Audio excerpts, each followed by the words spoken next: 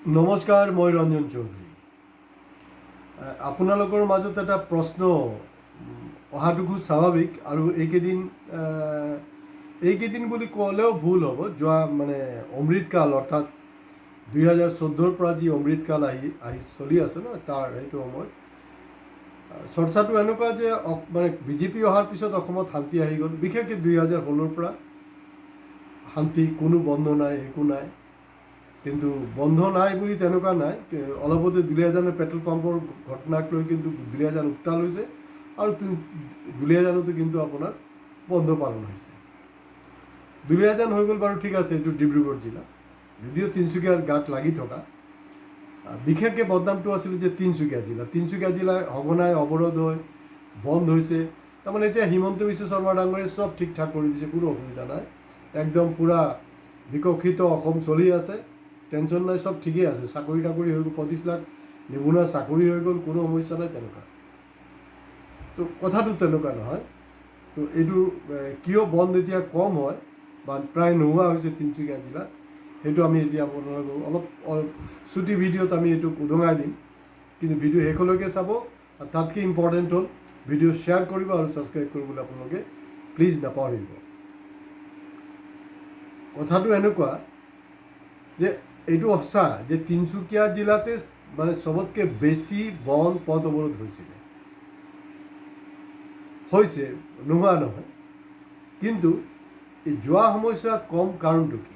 কাৰণ যিসকলে পথ অৱৰোধ কৰিছিলে, বন্ধ কৰিছিলে, তেওঁলোকক এই ড্ৰাগছৰ ধান্দাত লগাই দিয়া হ'ল। গৰু চালান, কাঠ চালান, কয়লা চালান, তেল, এতিয়া LPGৰ শেহতীয়া বিতৰ্ক আহিছে, সেইবিলাক লগাই দিয়া হৈছে।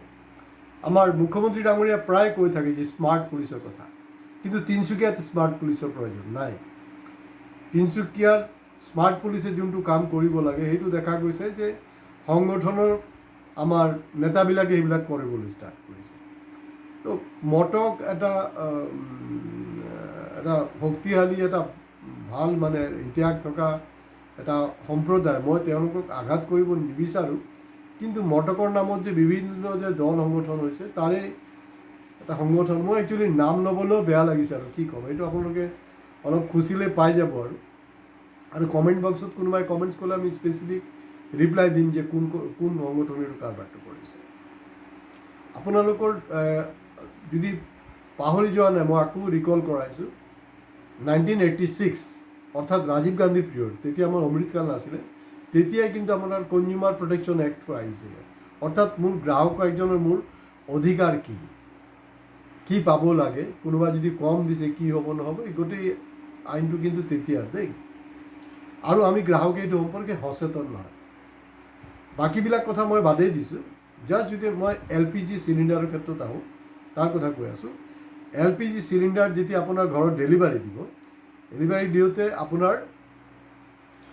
আপোনাক এইটো একচুৱেলি যিজন ডেলিভাৰী বয় আছে, ডেলিভাৰী বয় এইটো জুখি দিব লাগে যে এইটো যোনটো পৰিমাণ লিখা আছে সেইমতে আছে নে নাই। কিন্তু সাধাৰণতে এইটো দিয়া নহয়, আৰু আমিও নিবিচাৰোঁ। কোনো ৰকম চিলিণ্ডাৰটো পালেই হ'ল, লিকেজ হওক যি হওক, বা চিলিণ্ডাৰ এটা দিছোঁ বাছ হৈ গ'ল আৰু। কিন্তু এইটো আচলতে এইটো আপোনাৰ অধিকাৰ হয়, এইটো জুখি নলয়।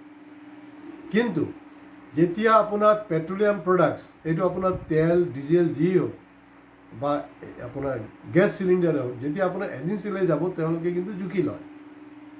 আৰু বিশেষকৈ আৰ্মি কেম্প যিবিলাক আছে, য'ত ছিষ্টেমত চলি থকা, তাত বেলেগ কোনো ভেজাল হ'ব নোৱাৰে।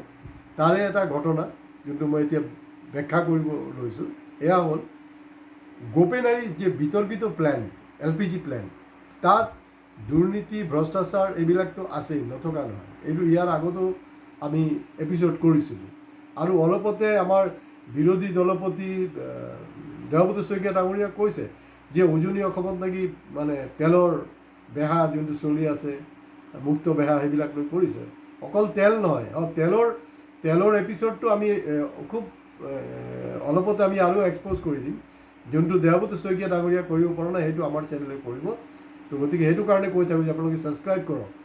আন চেনেলে নোকোৱা কথাখিনিয়ে আমি কৈ থাকোঁ। তো পেট্ৰল ডিজেলৰ কথাটো আমি পিছত ক'ম। এতিয়া LPG চিলিণ্ডাৰ এখন ট্ৰাকত 324টা থাকে। LPG চিলিণ্ডাৰ তাৰ যোনটো চালান বনিছিলে সেই চালানখন আছিলে আপোনাৰ দিলজান যোনটো আৰ্মিৰ কেণ্টিন আছে তাৰ কাৰণে। তো আৰ্মিয়ে এইটো কিন্তু জুখি লয় আৰু তাত দেখা গৈছে 324টাৰ ভিতৰত প্ৰায় 40% গেছ চিলিণ্ডাৰ আণ্ডাৰ ৱেইট।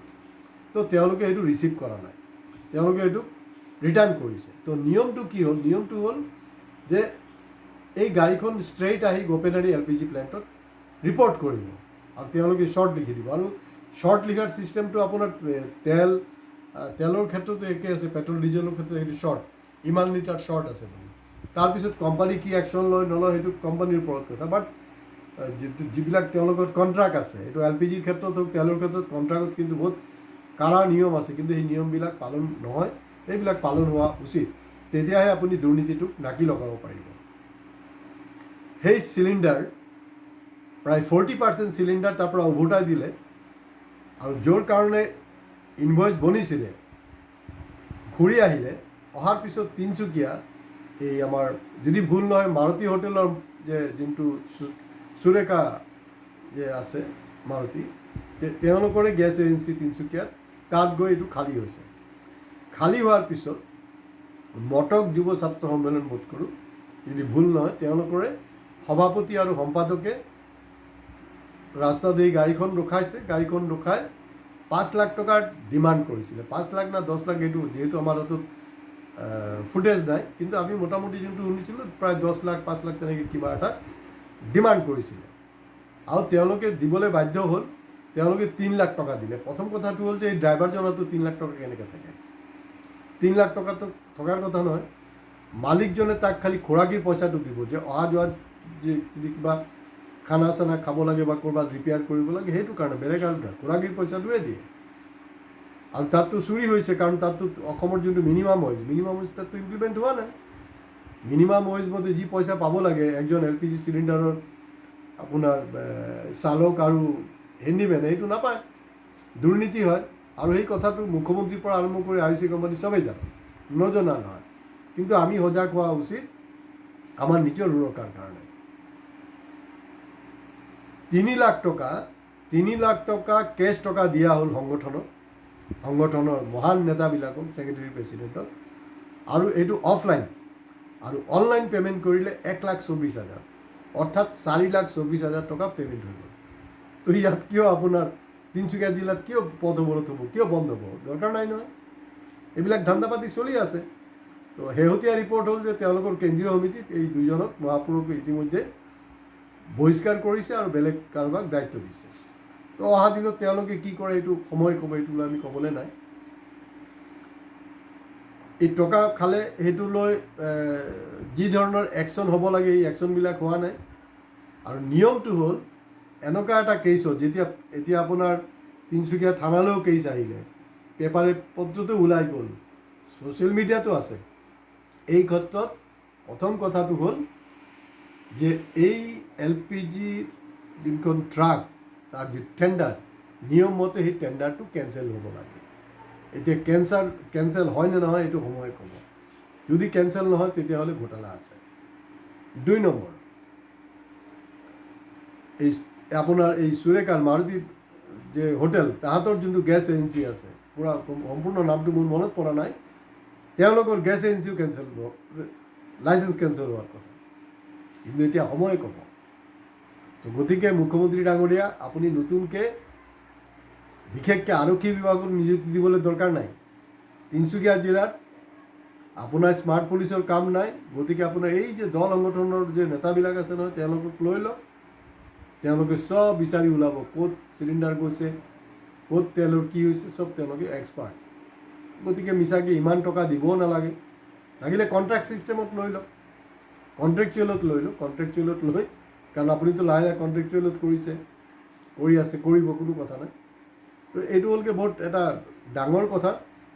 এতিয়া IOC কোম্পানীয়ে সেই ট্ৰাকখন, LPG ট্ৰাকখন তাৰ টেণ্ডাৰ কেঞ্চেল কৰে নে নাই, বা তিনিচুকীয়া যি গেছ এজেঞ্চি এইটোৰ লগত জড়িত সেইটো কেঞ্চেল হয় নে নহয়, এয়া সময়ে ক'ব, আমি বাট চাই থাকিম। কিন্তু মুখ্যমন্ত্ৰী নিশ্চয় এই স্মাৰ্ট পুলিচ আঁতৰাই এই নতুন যি স্মাৰ্ট পুলিচ দল সংগঠনৰ হৈছে তেওঁলোকক নিযুক্তি দিব। ধন্যবাদ। আজি ইয়াতে শেষ কৰিছোঁ।